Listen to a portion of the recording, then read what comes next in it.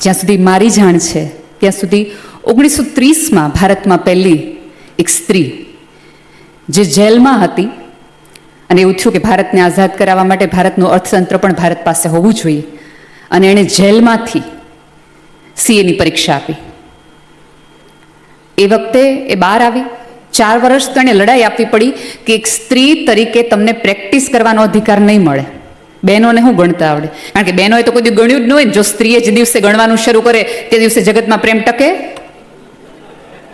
એણે અસીમને ગણિત આપ્યું એટલે તો સભ્યતા ટકેલી છે. અને એ લડી, અને ત્યાર પછી એણે જે શરૂઆત કરી, હું માનું છું એ સાઉથ ઇન્ડિયન સ્ત્રીએ કરેલી પહેલી શરૂઆત એ જીનલ સુધી આવીને ઊભી રહી ગઈ છે. એણે જેલમાંથી પરીક્ષા આપી હતી, અને જીનલે સમાજની સાંવેગિક જેલમાં રહી અને એક સ્ત્રી છું તોય ગણિત કરી શકીશ એવી શ્રદ્ધા સાથે લડી. અને આમ તમે જુઓ ને મિત્રો, તો દરેક જેલ કે દરેક પાંજરાઓ લોખંડના નથી બનેલા હોતા. અમુક પાંજરાઓ તમારી માન્યતાઓ, અનુમાનોના અને ગેરમાન્યતાના પણ બનેલા હોય છે. એમાંથી તૂટી બહાર નીકળી અને સૌ પ્રથમ અહીં બેઠેલા તમામ પુરુષોના હું તો દુખણા લઉં કે જેણે એટલું તો નક્કી કર્યું કે એક સ્ત્રી સત્તા પર આવશે અને કીધું અમારે કરવાનું. એ કેમ અમારે કરવાનું? તમે એની પાસેથી ઓર્ડર. અને સૌથી વધુ આપણે એવું કહીએ કે પપ્પાની પરી જ્યારે સાસરે આવે ને ત્યારે સાસરાવાળા એમ કે પરીઓએ પાંખો થોડી સંકોચીને રાખવાની. પણ એક જીનલ એવી નસીબદાર છે કે પાંખો લઈને જે ઘરમાં ગઈ ને, અને સાહેબ આ ગુજરાતી પુરુષને તમારે એટલે બધે વંદન કરવા પડે કે પોતાની પત્નીની સફળતામાં ગુલાબી કલરનો કફની પહેરી અને ભરતવાળી કોટી પહેરીને આવવું એ સ્વયં એક મોટી વાત છે. સાચું. કારણ કે દીકરાએ માની સફળતા માટે ઓહો કરવાનું, સન્માનિત કાર્યક્રમો કરવાના, દીકરીના સન્માન માટે કરવાના, પત્નીના સન્માન માટે, તારે હું એટલું બધું હરખ છે એવું કહેવાનું એ સમાજની વચ્ચે. અને હમણાં સંચાલક ભાઈએ સરસ વાત કરી કે લગ્ન પછી એમના સાસુના સપોર્ટથી એમણે, હવે સાસુથી તો મેં કીધું બીતા હોય એ સીએ કરવા દે, એમણે અવકાશ આપ્યો. ત્યારે ભારતની સભ્યતાએ, સનાતન પરંપરાએ યાદ કરવું જોઈએ કે આપણે એ સભ્યતાના માલિક છીએ કે જ્યાં એકતા કપૂરની સાસુ વહુ નહીં, ગંગા સતી અને પાનબાઈની પરંપરાના આપણે છીએ. ત્યારે આવી દીકરીઓ આવે અને મોટી થાય. એના પપ્પા મહેન્દ્રભાઈનું તો નામ જ મહેન્દ્ર છે. એક ઘણા બધા મહેન્દ્રના નામોના અર્થ છે ને, એક નામ એવું છે કે જે અપ્સરાઓને પોતાના નિશ્રા નીચે રાખે, સાચવે અને એને પાંગરવાદી. હવે જે 3 અપ્સરા જેવી દીકરીઓનો બાપ હોય એને આમ જુઓ ને તો 3 દીકરીનો બાપ હોય ને એને સમાજે મેણા મારીને સાવ ઢીલો કરી નાખ્યો. દીકરો નથી. પણ તેમ છતાં એણે જગતના તમામ વ્યક્તિઓને પોતાના કર્યા અને 3 દીકરીને 3 જમાઈ લાવીને ક્યાંક પોતાના દીકરા તરીકેની જુદી વ્યાખ્યા સ્થાપી. હું મહેન્દ્રભાઈને અભિનંદન એટલા માટે આપું છું. અહીંયા પપ્પા તરીકે જ્યારે એને બોલવાનું કીધું ને તો એ જીનલનો નાનપણનો ફોટો બતાવી શક્યા હોત, જીનલની સ્કૂલનો પહેલો યુનિફોર્મ બતાવીને એનો ફોટો મૂકી શક્યા હોત, એ લોકો મનાલી ફરવા ગયા ત્યારનો ફોટો મૂકી શક્યા હોત, જીનલ પહેલી વખત બોર્ડમાં કંઈક સારા માર્ક્સ લાવી એનો ફોટો મૂકી શક્યો હોત. સાહેબ આ 3 દીકરી નહીં પણ ગુજરાતની કેટલી દીકરીઓનો બાપ છે. એટલે એણે પોતાની દીકરીના ઉત્સવમાં પણ સમાજ સેવાનું કામ આપ્યું કે કદાચ કોકના હૃદયમાં ખીલી જાય અને કોઈક વ્યક્તિ આવીને એમ કે તમારે કશું કંઈક કરવું છે. અમારે છે ને ગઢવીઓમાં એક પરંપરા છે કે તમે પગે લાગો ને તો તમને એમ કહે કે તમે કરોડ વર્ષના થાવ. હવે આપણને સહેજે એવું થાય કે આ જમાનામાં નહીં, ઓલા જમાનામાં કોઈ કરોડ વર્ષનું ન થયું હોય. એટલે મેં મારી નાનીને પૂછ્યું, બા કોઈ કરોડ વર્ષનું ક્યારેય થતું નથી.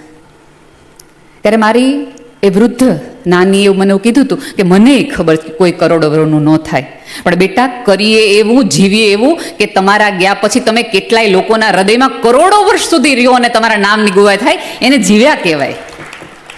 બાકી અમસ્તા તો આડા કેટલા બધા આવતા હોય છે. ઘણા લોકોનો વિમલભાઈ જોઉં તો મને એમ થાય કે આને એમ ન પૂછાય કેમ છો, આપણને એમ થાય હું કામ છો, કાંઈ કારણ એવા લોકો હોય. તમે જો આમ અત્યારે ઘણા બધા એવા લોકો હશે, એક વ્યક્તિ નહીં આવી હોય તો બધાને મજા આવતી હશે કે હાશ ઈ નથી આવ્યો. જો જે તાળી પડી એના મગજમાં નામ છે જ, કારણ કે એ વ્યક્તિ ખૂંચતી હોય, એને સારપ ન દેખાય, એ વખાણ ન કરી શકે. અહીંયા વાત છે ને એપ્રિશિએશનની છે. સાહેબ અહીંયા બધા ઘણા બધા લોકો મને મળવા આવ્યા ને ત્યારે મને એવો પ્રશ્ન કર્યો કે બેન તમે શનિ રવિ જ કાર્યક્રમ કરો છો ને, તમે ક્યાં આડા દીએ કામ કરો, પ્રોગ્રામ નથી કરતા? અને સાચી વાત છે કે હું આડા દિવસોમાં પ્રોગ્રામ નથી કરતી, માત્ર શનિ રવિમાં જ કાર્યક્રમો કરું છું. પણ સાહેબ જો એક સ્ત્રી સફળ થતી હોય અને એના સફળતાના ઓવારણા લેતી વખતે એક સ્ત્રી તરીકે હું ઊભી ન રહું ને તો મારી અંદર ઈર્ષ્યા આવે, અને તો સમાજનું ઓલું સૂત્ર ઝાચું પડે કે એક સ્ત્રી જ સ્ત્રીની દુશ્મન છે. એ ક્યાંક એને કટ કરવા માટે, ક્યાંક એને બદલાવવા માટે. જયવંતીબેન, હું અંગત રીતે માનું છું કે આ જગતની સભ્યતાને સ્ત્રીની સ્વતંત્રતા સાથે કોઈ વાંધો નથી, પણ સ્ત્રીની સફળતા સાથે 100% વાંધો છે. આ સભ્યતાએ સ્ત્રીઓને ઝાંઝર પહેરાવ્યા જેટલા માટે છે કે ઉડે ને તો ગામ આખાને ખબર પડી કે ઉલી ગઈ.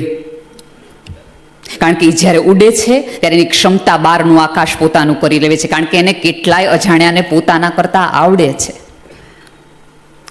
જીનલા બોસે એવું કીધું ને કે આટલું ન કરીએ ને તો આપણે ઢાંકણીમાં પાણી લઈને ડૂબી મરવું જોઈએ. સાહેબ સ્ત્રી એકે નિષ્ફળતાથી ન ડરે, કારણ કે અમને જીતવાનો બહુ અનુભવ જ સમાજે થવા નથી દીધો. એમ મળતા રહી તો ક્ષણે ક્ષણે મરી જાય. અને સૌથી વધુ આનંદની વાત એ છે, સંચાલક ભાઈએ એક એવું કીધું કે 8 વાગે ડિનર છે. હવે એને કેમ કેવું કે ડિનર માટે નહીં, આ ડિયરેસ્ટ છોકરી માટે અહીંયા બેઠા છીએ. જો તમારે ગામડામાં કાર્યક્રમ કરવો હોય ને તો તમારે જમણવાર રાખવો પડે તો લોકો આવે. મેટ્રોઝમાં તમારે કાર્યક્રમ કરવો હોય તો તમારે રવિવારની સાંજ રાખવી પડે કે શનિવારની સાંજ રાખવી પડે તો કાંઈક લોકો આવે. પણ સાહેબ આ 7 વારમાં તમે એવો વ્યવહાર રાખ્યો હોય ને કે તમારા એક ફોન એક મેસેજે ખુરશીઓ ભરાઈ જાય ને, એને વ્યવહાર કહેવાય, એને જીવતા એવડું કહેવાય. અને આ આખા પરિવારે જીવ્યું દેખાડ્યું છે, એટલા માટે તો એ આવ્યા છે. અહીંયા બેઠેલા તમામ લોકોને ક્યાંક ને ક્યાંક એ કે વોટમાં અઘરું પડ્યું ને આમ કર્યું ને એને શ્રદ્ધા નહોતી ને આમ નહોતું ને એવું બધાએ કીધું. પણ એક સ્ત્રી જ્યારે જ્યારે ધારો કે એક સેકન્ડ માટે માની લો કે જિનલની ઓફિસ 6 વાગે બંધ થાય છે, 6 વાગે જેવું એ સ્કૂટર કે કાર ઉપર આવે ને એટલે એના મગજમાં ઘર આવી જાય. અહીંયા રસોઈ બારણું ખોખડાવીએ. અને સાહેબ 2023માં 24-25માં પણ ભારતીય સ્ત્રી માટે ઉંબરો ઓળંગવો ને એ એવરેસ્ટ ઓળંગવા જેવું જ છે. કારણ કે જો મેં નિષ્ફળ જઈએ ને તો બેકગ્રાઉન્ડમાંથી મ્યુઝિક આવે, બહુ મોટા ઉપાડે ગયા હતા એમ જીતું હેલુસ. કારણ કે સ્ત્રીએ તો સેલ્ફ મોટિવેટેડ થવાનું હોય, એને ન મળે એમ સહેલું નથી પડ્યું, આ બધું અઘરું છે. પછી 4 જણાએ આપણને એવું કીધું હોય કે લાગે આ બધા ભાઈઓની વચ્ચે આમ જાવું ને એ બહુ કામ કરવા નહીં દે. આવા 3 જણાએ નહીં મળ્યા હશે, 10 જણાએ એવાય કીધું હશે કે આ તને બહુ મજા નહીં આવે, ભલે તું આ કર, બહુ માથાકૂટવાળું કામ છે, તને સમય નહીં મળે જીવવાનો. જાણે એને બહુ જીવીને સમાજને આપી દીધું હોય, એ પાછા આપણને એવી સલાહો આપે. એની વચ્ચે એણે એક પત્ની બની, એક મા બની. સાહેબ જગતમાં તમે બધી જગ્યાએ રોલમાં નિષ્ફળ જાઓ તો હજી થોડુંક 19-20 ચાલે, પણ મા તરીકે તમે ન જઈ શકો. સવારે એક સ્ત્રી ઉઠે, દૂધ લે, દૂધ ગરમ કરે, ઘરના 4 લોકોના મૂડ પ્રમાણેની અલગ અલગ ચા બનાવે, પોતાના ટાઈમ ટેબલ જોઈ લે, કામવાળીને ત્રાસી આંખે આંખ મારીને કહી દે સેજ વહેલી જલ્દી કરને મારે આજ મીટિંગ છે. અંદરથી કોક આવીને એમ કે ઓલું રસોઈ બનાવજો, આજે મને નાસ્તામાં નહીં લઈ જાય, એટલે પોતાના દીકરાને સેજ વાલો કરીને મારો દીકરો આજ લઈ જાય ને હું તને કાલ પછી નવું મસ્ત બનાવી દઈશ. આ ઉપક્રમમાં આ પ્રદેશના વ્યક્તિ અહીં ઉપસ્થિત છે અને જીનલને જ્યારે એપ્રિશિએશન થતું હોય ત્યારે એમની ઉપસ્થિતિ છે. હું મહેન્દ્રભાઈ એક વાત કહું, આ ટૂચકો છે કે હું લગભગ જે સાહેબ પધાર્યા પ્રવીણભાઈ એ લગભગ 7મી વાર મારા પ્રોગ્રામમાં છે અને હંમેશા હું બોલું ને ત્યારે એ આવી જાય છે. એટલે ઓલું કેમ ઇન્દ્રને બોલાવો તો વરસાદ આવે, ગણેશ બેસાડો તો રિદ્ધિ સિદ્ધિ આવે, મન બોલાવશો ને તો એ આવશે. આ 7મી 8મી વાર છે, હંમેશા એમની રાહ જોઈએ ને પછી જેવું મારું બોલવાનું શરૂ થાય ને એટલે એમની એન્ટ્રી થાય. એટલે મને બહુ આનંદ છે કે અમે આ રીતે પણ એક સંબંધ સાથે જોડાયેલા છીએ. આનંદ છે કે રાજકારણમાં રહેલી એક વ્યક્તિ, આ પ્રદેશની એક સુગ્ન વ્યક્તિ એક સ્ત્રીના પોખણા થતા હોય ત્યારે પોતાની હાજરી નોંધાવે, એનો અર્થ એ છે કે મેરા દેશ બદલતો રહા હે. કે બધા કોની માટે આવ્યા છે? અંતે તો જિનલની સફળતાને વધારવા માટે આવ્યા છે. પણ આમાં અંગત રીતે બેઠેલા તમામ વ્યક્તિઓને મારે એક નમ્ર સૂચન કરવું છે કે જે લોકો જિનલ માટે અત્યારે તાળી પાડે છે, એમના ઘરે રહેલી પુત્રવધુ પણ નાની એવી કોઈક વાત કરે કે મારે કંઈક પપ્પાજી આ કરવું છે, મારે કંઈક આ કરવું છે, તો એને આટલી જ વધાવતો જેટલી તાળીએ તમે અત્યારે બેઠા છો. તમારી મમ્મીનું સપનું, આજે અહીંયા બેઠેલા તમામ પુરુષો એક વાત પોતાની પત્ની અથવા પોતાના મમ્મીને પૂછજો કે મમ્મી તારું સ્વપ્ન શું છે? તો તમને ખબર છે તમારા મમ્મી પાસે હવે સ્વપ્નાય નથી રહ્યા. એટલી હદે એણે આંખના ઉજાગરા તમારા સ્વપ્ના માટે કર્યા છે. માને ક્યારેક પૂછજો, કારણ કે એને જુવાની તો એને હતી ને, એને કશું કરવું હતું. 100% અહીંયા જ્યારે જિનલની વાત થતી હશે, આટલા બધા પુરુષો વાત થતી હશે, અહીંયા બેઠેલી કોક સ્ત્રીને તો મગજમાં કોઈ ખટાશ રહી ગઈ હશે, કશું ખટક્યું હશે કે કરવાનું તો મારે હતું, આવડત તો મારી પાસે હતી, સમજ તો મારી પાસે હતી, પણ મને અવકાશ ને આકાશ આપનારો કોઈક આધાર કે ટેકો ન મળ્યો. હમણાં જ મને જયવંતીબેન કહેતા હતા, સાહેબ કચ્છમાં, નખત્રાણામાં, ભુજમાં, રાપરમાં કોકાત ભરત ભરતી સ્ત્રીની સોય આ સ્ત્રીને વાગી હશે ને, ત્યારે એણે આખી જગ્યામાં ગોઠવીને એક સરસ મજાનું આ બાળક, એમની એવી સ્ત્રીઓ માટે એમણે કામ કર્યું. તો જિનલની હવે ફરજ પણ છે, અહીંયા બેઠેલા તમામ વ્યક્તિઓ કીધું કે તમે સીએ છો તો તમે આમ કરી શકશો, આમ કરી શકશો, પણ બેટા એક નૈતિક જવાબદારી નિભાવજે કે જે સ્ત્રીઓ ક્યાંક હિંમત નથી કરી, પોતાના કવચમાંથી બહાર નથી આવી રહી ને, એને થોડોક માર્ગ આપજે. કારણ કે તમે તો કેડી કંડાળી, હવે રસ્તો તમારે થોડોક મોકળો કરવાનો છું. કારણ કે 1930માં ઓલી સ્ત્રીએ કરી, તો અત્યારે ભારતના 100%માંથી 28% સ્ત્રીઓ હજી છે. એટલે હજી ઘણી બધી સ્ત્રીઓએ આ ફિલ્ડમાં આવવાનું બાકી છે. જ્યાં સુધી મારો સર્વે છે ત્યાં સુધી માત્ર 28% સ્ત્રીઓ સીએ છે. હવે તમને ઘણી વખત એવું થતું હશે કે બહેનોને ગણિત બહુ ન આવડે. સાચી વાત છે, પણ અમે છે ને જન્મજાત સીએ છીએ. જો ગમે વ્યક્તિ ગમે એટલી આર્થિક રીતે કમાતી હોય, ગમે એટલું કમાતા હોય, એ પોતાની પત્નીની તિજોરી ન દેખાડે, પણ તમને દેખાડે કે અહીંયા બધું છે, આનું શું કરવાનું હવે કયો, બરાબર? ક્યાં વાપરવા, કેવી રીતે વાપરવા, કોને આપવા, ક્યાં નાખવા, બધું તમે નક્કી કરો, બરાબર? એક સીએ તરીકે તો એ તો સ્ત્રીઓ કરે જ છે, બરાબર? અને બીજું કે તમે લોકો એવું નક્કી કરો કે ભાઈ આપણે ત્યાં આખો જુગાડ પરંપરાથી આખો દેશ ચાલે છે, એક જુગાડ કરો ને, એવું તમારી પાસે ઘણા બધા લોકો આવડે. હવે સ્ત્રીઓ તમે જુગાડ જ કરી આવ્યા, બપોરે ભાત વધે તો સાંજે મુઠિયા કરીને એનો જુગાડ કરીએ, બપોરે ભાત વધ્યા હોય તો સાંજે પુલાવ કરીને જુગાડ કરીએ. એટલે એ તો અમને બેઝિકલી આવડે છે. એટલે આમ તમે સ્વીકારી લ્યો કે તમારા ઘરમાં રહેલી એ દરેક સ્ત્રી ક્યાંક ને ક્યાંક એક સીએની ભૂમિકા નિભાવે જ છે. એટલે તમે સ્વીકારો કે ન સ્વીકારો એ જુદી વસ્તુ છે, પણ કરે છે એ વસ્તુ સાચી છે. તમને જો કેટલા મોટા મોટા ધનિક વ્યક્તિઓ હોય, એને એની પત્ની ન પૂછી શકે કે ક્યાં નાખ્યા, શું કર્યું, તમે એને બહુ પ્રેમથી પૂછી શકો આ નથી આંકડા મળતા, ક્યાં છે? અને એ લોકોએ બહુ નમ્રતાથી તમને જવાબ આપવા પડે, કેટલા વિવેકથી જવાબ આપવા પડે. પણ આમ જુઓ ને તો તમે ધારો તો આ દેશના એવા ખેડૂત છો, હું તમારી માટે ખેડૂત શબ્દ એટલા માટે વાપરું છું કે તમે જો ધારો, તમે નક્કી કરો તો આ દેશની આખી સભ્યતા, આ દેશની આખી સિસ્ટમ ક્યાંક ને ક્યાંક બદલાય છે. તમારી અંદર કોઈક સંવેદનશીલતા હશે તો તમે કોઈક તમારા એકાદ ક્લાયન્ટને એમ કહેશો કે અહીંયા નાખશો તો રોકાણ આમ થશે, આ રીતે કરશો તો આ દેશ થોડોક બદલાશે. સાહેબ, દેશ બદલવા માટે તમારા આધારની અમને જરૂર છે. ક્યાંક સાચા ઠેકાણે કોકાદ એકાદ રસ્તો ચીંધજો તો બની શકે એકાદ ખૂણો વધુ સુંદર બની શકે. હું ફરીવાર વાત એક સ્ત્રીના જીવન ઉપર આવું. એની માટે સૌથી અઘરું જિનલ માટે એ થયું હશે કે જ્યારે એના દીકરાએ એને એવું કીધું હશે કે મમ્મી આજે અમારે મારા ફ્રેન્ડની બર્થડે પાર્ટી છે ને, બધાના મમ્મી આવવાનું, તારે આવીશ. ત્યારે કોઈ ક્લાયન્ટની ફાઇલ લઈને ઉજાગરા કરતી હશે. હવે એ વખતે એને એના દીકરાની માય બન્યા રાખવાનું, ઘરે આવેલા મહેમાનને સાચવેલા રાખવાના, અને ઓલી ફાઇલના આંકડા તો જોવાના જ છે, પછી એમાંથી તો રાજીનામું આપવાનું જ નથી.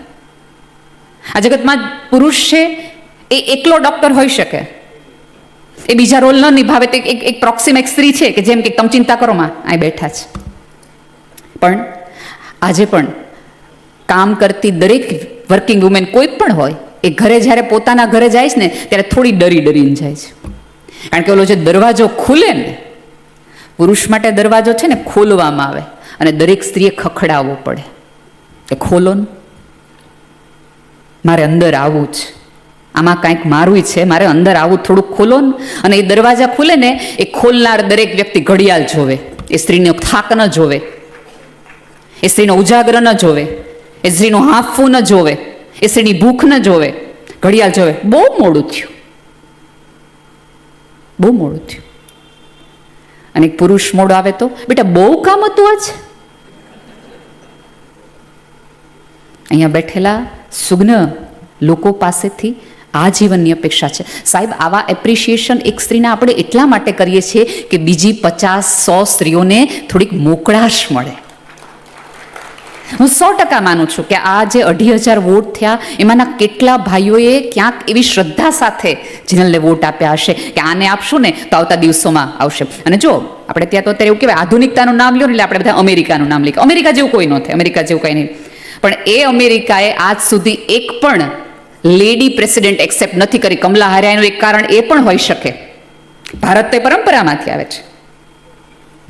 એટલે આપણે તો અધિકાર, અને આ ધર્મ એક જ એવો છે કે જ્યાં સ્ત્રીને દેવી ગણવામાં આવી છે. બાકી કોઈ પણ ધર્મની અંદર સ્ત્રીના દેવી તત્વનો, સ્ત્રી ભગવાન છે જ નહીં. આપણે ત્યાં એક જ જગ્યાએ છે સ્ત્રી ભગવાન. એનો અર્થ એ છે કે આપણે તો સ્વીકારી લીધું છે.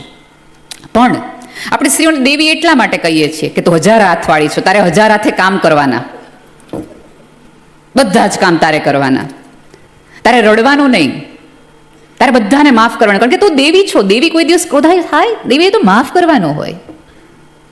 દેવી તરીકે સમાજની કે પોતાના આજુબાજુના લોકોની 1000 ભૂલ માફ કરતી સ્ત્રીને, એ સ્ત્રીની એક ભૂલ સમાજ માફ નથી કરતો. એ કેવી વિટંબણા,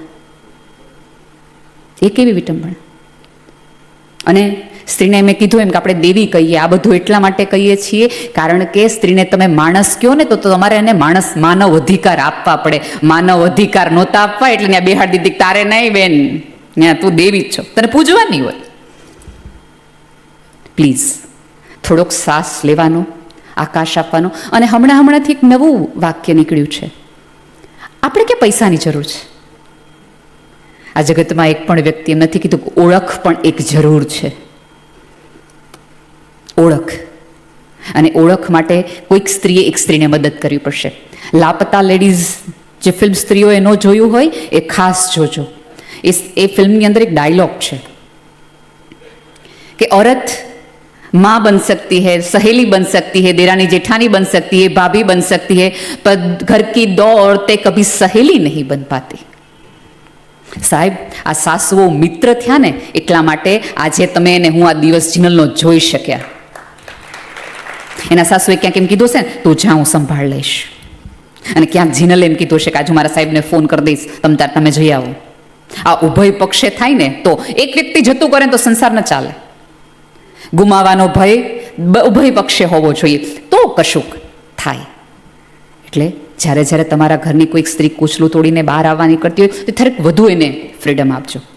અને બીજું મારે અંગત રીતે કહેવું છે, થોડીક ટકોર કરીને કહેવું છે કે પુરુષો પાસે પૈસા આવ્યા, સત્તા આવી, સંપત્તિ આવી, સમૃદ્ધિ આવી, પણ તોય જગતના એક પણ પુરુષે એવું ન કીધું કે મારે સ્ત્રીની જરૂર નથી. પણ અત્યારે ક્યાંક ફરીવાર બોલું છું કે અત્યારે ક્યાંક થોડું કમાતી સ્ત્રી એવું કહેવા માંડી છે કે મારે ક્યાં તારી જરૂર છે. એક પુરુષે ક્યારેય આવું ન કીધું અત્યાર સુધીમાં. સ્ત્રીને તો નવી પાંખ આવી, એણે આવું કહેવાનું શરૂ કર્યું. પણ જ્યારે એકાદ સ્ત્રી આવું કશું કહે છે ત્યારે જગતની કેટલી સ્ત્રીઓ માટે દરવાજા બંધ થઈ જાય છે કે આને ભણાવાય નહીં, આને કામ ન કરાવાય, આને આકાશ ન અપાય, જો આપશું ને તો આની જેવી ભાષા બોલશે.